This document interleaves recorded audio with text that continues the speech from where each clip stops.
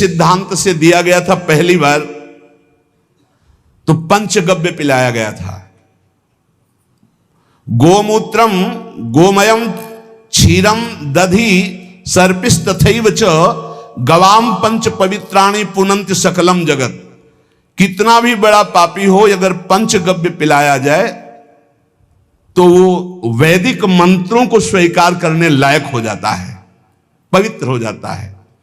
पंचगव्य में पांचों चीजें गाय की होती है। गाय का मूत्र, गाय का गोबर, गाय का दूध, गाय का दही और गाय का घी, ये पांचों मिलाकर पंचगव्य पिलाया गया था। पहली बार जब वैदिक मंत्र दिया गया था तो पंचगव्य बनवाया था गुरुदेव भगवान ने संन्यास, और वो पिलाया था। ये पंचगव्य पिलाने से अपवित्रता का नाश होकर पवित्रता का संचार होता है। इसलिए धन्य है उनका जीवन जो गौ सेवा परायण है, भगवत भाव से गाय में साक्षात भगवान का भाव रखकर गौ सेवा करते हैं। त्रिषिता गौर गृहे बद्धा गेहे कन्या रजस्वला देवशास्त्र सन्निर्माल्य हंति पुण्यम पुराकृतम। यदि घर में गाय बंधी है और भूखी है और प्यासी है तो तुम्हारे सारे पुण्य नष्ट हो जाएंगे। अगर घर में रजस्वला कन्या बहुत काल तक है और उसका विवाह आप नहीं कर रहे हैं तो आपके सारे सुकृत नष्ट हो जाएंगे। यदि घर में ठाकुर जी विराजमान है, कर का पहनाया हुआ माला सुबह तुमने देख लिया तो तुम्हारे सारे पुण्य नष्ट हो जाएंगे, क्योंकि शयन कराते समय तुमने उतारा नहीं, अर्थात तुम सेवा में प्रमाद करते हो। तो देवतास्त सन्निर्माल्य हंति पुण्यम पुराकृतम।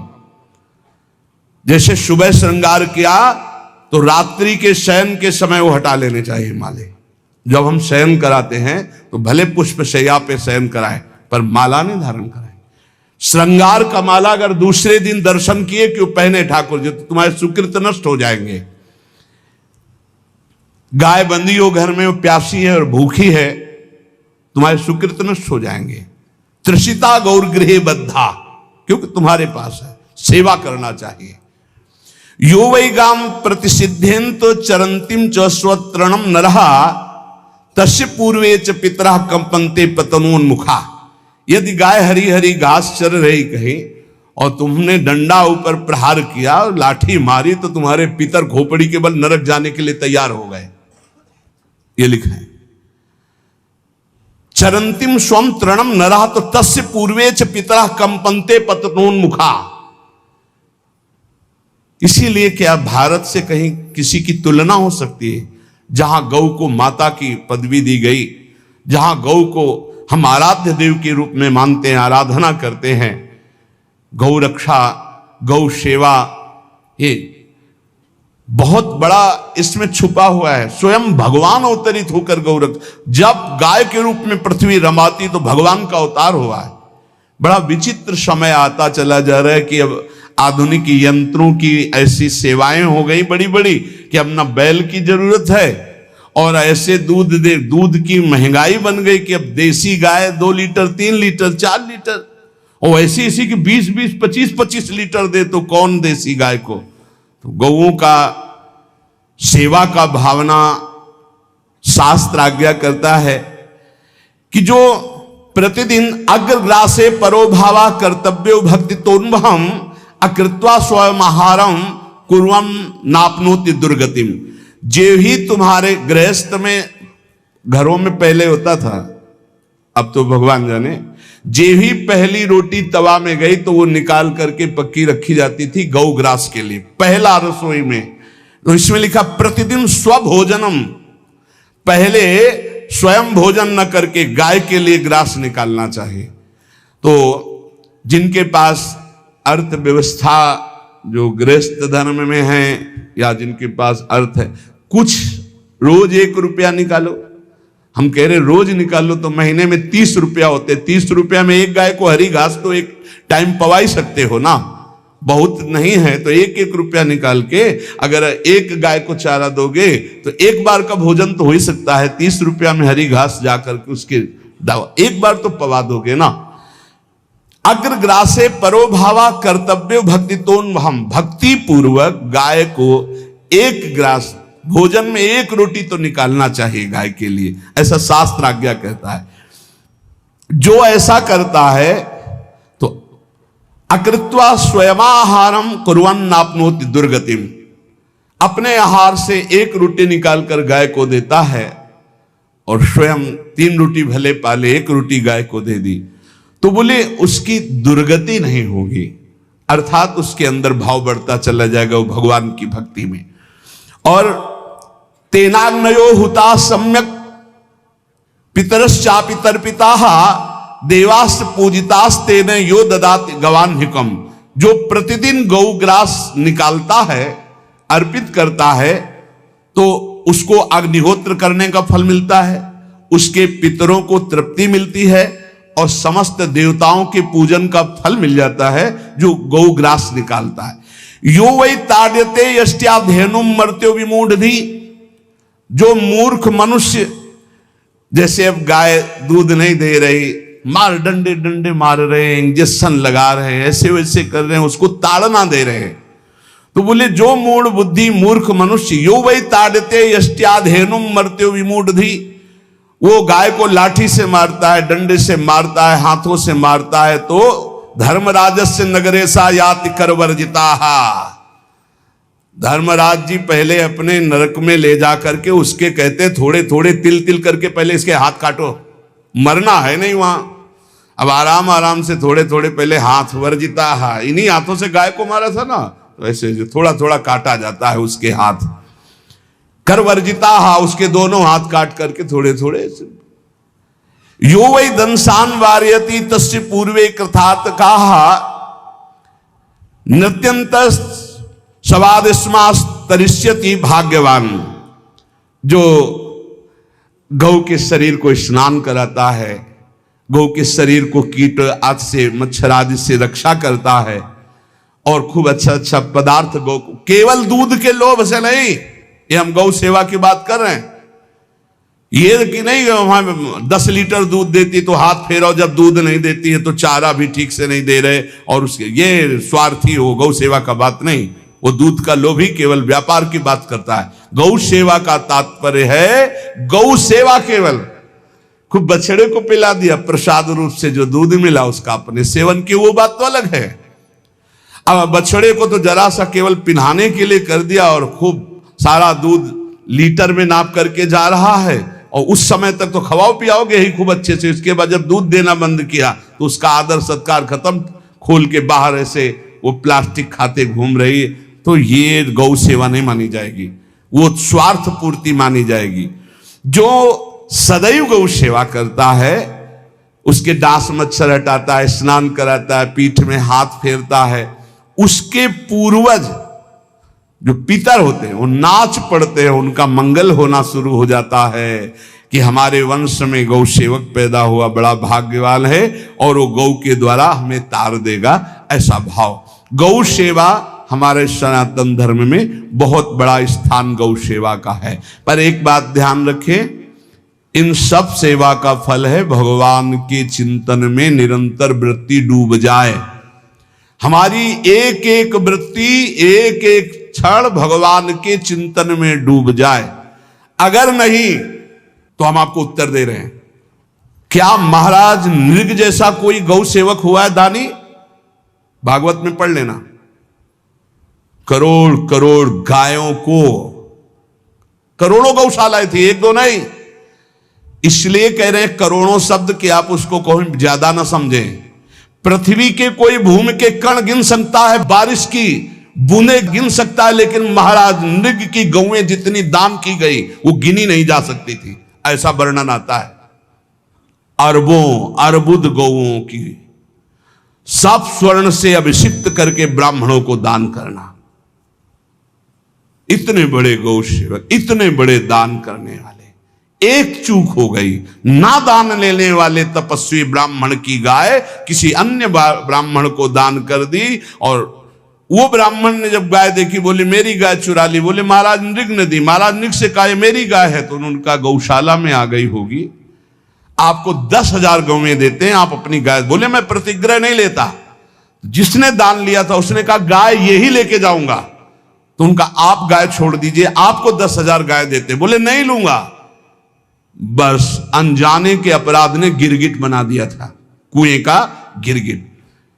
पर भगवान बड़े कृपालु हैं, गौ सेवक थे, इसलिए गोविंद द्वारिकाधीश जी ने उनका उद्धार किया। सब साधन का फल है अच्युत भावना से युक्त होकर, भगवत भावना से युक्त होकर निरंतर भजन करते हुए सेवा परायण रहो, चराचर जगत की सेवा परायण रहो। भजन करना ही सबसे बड़ा परम धर्म है। हम सब सेवाएं करें जगत की, लेकिन अंदर से राधा राधा राधा, गोविंद गोविंद गोविंद गोविंद, आनंद आ जाएगा। तन से सेवा करो, मन से भगवान की चिंतन, मामनुष्मर युद्धते, भगवान की चिंतन में रहो। सेवा और व्यापार में अंतर होता है। गौ सेवा के बहाने से धन का जो दान लेना है और उसका अपने में प्रयोग करना, मैं पितरों सहित नरक जाना है, लिख लो। गौ सेवा के बहाने से दान लेना और उसका अपने परिवार के सुख में पैसे का प्रयोग कर देना या अपनी वासनाओं की पूर्ति में लगा देना। आया गौ सेवा के लिए और आप प्रयोग कर रहे हैं गाड़ी घोड़ा नाना प्रकार के सांसारिक भोगों में, तो लिख लो पितर सहित तुम्हारे नरक जाएंगे, क्योंकि गौ सेवा के लिए आया है।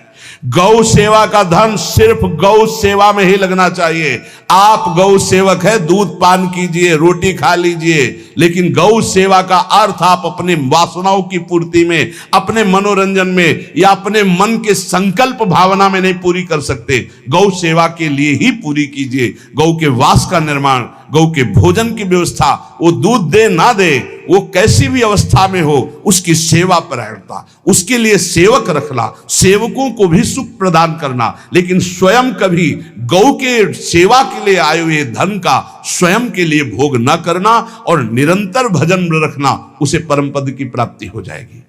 इसलिए हमारे सनातन धर्म में गौ सेवा का विशेष महत्व है और इस महत्व को सबको स्वीकार करना चाहिए। यदि आप गौ पालन स्वयं नहीं कर सकते तो 4 लोग मिलकर के, क्योंकि आज जो गायों की व्यवस्था वो बड़ी दयनीय हो रही है। दयनीय इसलिए हो रही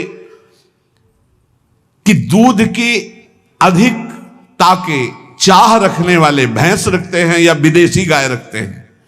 अपनी भारतीय जो देसी गाय है वो उतना अधिक नहीं देती कि 40 लीटर 30 लीटर 25 लीटर, बहुत अधिक देगी तो 5 और 8 लीटर।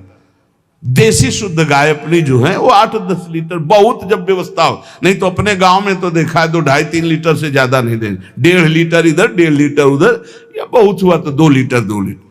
पर वो स्वर्णिम दूध होता है। जो दूध की चाह रखने वाले जन थे, अब वो गायों को नहीं रखते, देसी गायों को कोई बिरला ही रखता है। अब पहले बैलों की जरूरत होती थी, गाय बछड़ा दिया तो आनंद होता था कि किसानी के काम में। अब तो ट्रैक्टर है तो बैलों की जरूरत नहीं। अधिक दूध के लिए, अरे अब तो पशुओं की जरूरत नहीं, केमिकल से दूध बन रहे हैं, टैंकर के टैंकर। तो फिर हमारी जो गायें हैं उनकी बड़ी दुर्दशा हो रही। तो हमें चाहिए कि जो गृहस्थ जन हैं, धनी मानी जन हैं, या जिनके पास शरीर व्यवस्था, बौद्धिक स्तर सेवा परायण, अर्थव्यवस्था, वो थोड़ा 4 गायें की व्यवस्था करके उनकी सेवा करें, क्योंकि हमारे सनातन धर्म का स्वरूप है जहां मां पदवी दी गई है गांव को, गौ माता कहा गया है। गौ में समस्त देवता विराजमान है। गौ का बहुत बड़ा महत्व वर्णन किया गया धर्म शास्त्रों में। यहां तक कि जब कोई ऋषि नाराज होता था तो आगे गाय करके जाया जाता था तो क्षमा हो जाती थी, गाय को देखते ही वो क्षमा कर देते थे। बहुत महिमा वर्णन की गई है गौ की। इसलिए जिसको भी अगर नहीं अर्थव्यवस्था है तो एक रोटी तो निकाल सकते हो ना। तुम्हारी रसोई में रोटी बने तो पहली रोटी निकाल लो और आसपास जहां गाय बंधी हो तो उसको दे आओ जाकर, तो कम से कम धर्म का पालन हो जाएगा, गौ सेवा बन जाएगी। तो गौ सेवा, चराचर जगत की सेवा, भगवत सेवा, सबका फल है। फिर प्रारंभ में आ जाइए स्मृति। योगी हो तो चित्त की वृत्ति का निरोध करके परमात्मा का, ज्ञानी है तो चित्त वृत्ति का लय करके स्वरूप स्थित, भक्त है तो एक एक वृत्ति सावई मन कृष्ण पदार विंदयो। भगवान के चरण में, भगवान के नाम में, भगवान के रूप में, भगवान की लीलाओं में। स्मृति अगर नहीं तो सब साधन अधूरा, और स्मृति तो हर साधन पूरा। इसलिए एक बार कमर कस लो, चाहे जगत की सेवा करो, चाहे जिस कार्य में लगे हो, तुम्हारी स्मृति प्रभु में लगी हो। स्मृति के बिना हम जीवन का कोई महत्व नहीं समझते। स्मृति विहीन जीवन सब व्यर्थ। इसीलिए उन परमहंसों के चरणों में स्वयं भगवान चरण रज लेने के लिए पीछे डोलते हैं, जो निरपेक्षम मुनिम शांतम निर्वैरम समदर्शनम अनुब्रजाम्यहम नित्यम पुयत्यंगुरेण भी। ना कोई प्रतिज्ञा, ना कोई चाह, ना कोई इच्छा, निरंतर भगवदाकार वृत्ति, निरपेक्षम मननशील, द्वंद्व विमुक्ता, जो शांत हैं, जो किसी से वैर नहीं रखते, भगवदाकार वृत्ति, उसी मार्ग के आप पथिक हैं। सर्वतो भावेन, अपने मन को समेट लो धर्म और कर्म दोनों से, और साब त्यज लोक धर्मान, और परम धर्म का सेवन करते हुए समस्त चराचर जगत को भगवत स्वरूप निरखते हुए इसी जन्म में परम पद को प्राप्त हो जाओ। सत्संग का सार हमारा शरीर है, इससे सेवाएं बने, हमारा मन है, इससे चिंतन बने, हमारी वाणी है, इससे लीला गुण का गायन करें, और हम स्वयं परमात्म अंश हैं, परमात्म स्वरूप है, ऐसी ठसक बनी रहे, जीवन मुक्त ही हो। स्वार्थ को लेकर किया गया धर्म रंग नहीं लाता। निष्काम किया हुआ छोटा सा भी धर्म परमार्थ की ऊंचाई पर चढ़ा देगा। ध्यान रखना, परमार्थ की ऊंचाई पर चढ़ा देगा। इसलिए निष्कामता सब सोहित, निष्कामति। श्री वृंदावन विश्राम श्री राधा वल्लभ लाल को हृदय ध्यान मुख नाम। महाराज जी बस जी, क्या बिना गौ सेवा के, जी, जो समर्थ है हर तरह से, जी, जी, बिना गौ सेवा के, जी, क्या उसकी उपासना कृष्ण उपासना चित्त की वृत्ति का निरंतर भगवदाकार करना, यही एक उद्देश्य है। अब हमारे पास जैसे शरीर स्वस्थ है, समय है, तो साधु सेवा, गौ सेवा, समाज सेवा, पशु पक्षी की सेवा। देखो एक चीज तो ध्यान देना पड़ेगा, विद्या विनय संपन्ने ब्राह्मणे गवि हस्तनी स्वनी चयुसुपाके चा पंडिता समदर्शना। थोड़ा इस पर चिंतन करना। आप किसी एक विषय को लेकर पूरे परमार्थ को चुनौती दे देना अनुचित होगा। जैसे नहीं कि अगर गौ सेवा नहीं तो भगवत प्राप्ति नहीं या मुक्ति नहीं, तो ये ऐसा फिर एक परमार्थ को चुनौती हो गई। परमार्थ का स्वरूप है अनन्य चेता सततम यो माम स्मृति नित्य सा तस्याहम सुलभा पार्थ। ये बात ध्यान देना। अब हमारी बात समझनी है कि अब हमारे शरीर में स्वस्थ है, हमारे पास अर्थ है। अब हम अपने धर्म की जो अंग हैं हम उनका पोषण करते हैं। जैसे मंदिर बना देना, भगवान की श्री विग्रह की, अर्चा विग्रह की सेवा की व्यवस्था कर देना। हाँ, और बहुत सी औषधियां की व्यवस्था करके रोगियों को औषधि देना, गाय की सेवा करना, अन्य पशु पक्षियों की सेवा करना, ये सब भगवत सेवा का अंग है। लेकिन इसके बिना भगवत प्राप्ति होगी ऐसा नहीं है। भगवत चिंतन के बिना भगवत प्राप्ति नहीं होगी। अगर आप बहुत ध्यान से समझना, अगर हमारा उद्देश्य गाय में गोविंद है और ये चिंतन करके गौ सेवा करें तो भगवान की प्राप्ति हो जाएगी। अब हमारी बात को बहुत आंतरिक वृत्ति से लेना। हमको गौ सेवा, हम भी वही हैं, हम कोई अन्य नहीं है। वो उसी का दुग्ध पाल करके हम भी पुष्ट हैं। और वो शास्त्रों का ऐसा नहीं कि गौ सेवा या गौ की तरफ हमें ज्ञान, पर जैसे प्रश्न हुआ तो इस प्रश्न में एक पक्षता झलक रही थी कि अगर गौ सेवा नहीं तो मुक्ति नहीं। परमार्थ को एक चुनौती है, ऐसा नहीं है इसमें, क्योंकि जो मुक्ति है वो विशुद्ध बोध से है, जो भक्ति है वो विशुद्ध प्रेम से है, और जो धर्म है उसके ये अंग है। हाँ, ये धर्म के अंग है। ये बात है। धर्म का जो स्वरूप है हमारा सनातन धर्म का, वो गौ से है, वो ब्रह्म ऋषियों से है, वो श्री विग्रह अर्चा विग्रह से है, और वो चराचर जगत की सेवा और भावना से है। ये हम यहां आते हैं। लेकिन जब हम परम पद की बात करते हैं, मोक्ष की बात करते हैं, तो उसमें अनन्यस चिंतयन्तो माम, जना परिकर। हाँ, तो हमको फिर ये चुनौती हो जाएगी। अब जैसे कोई परमहंस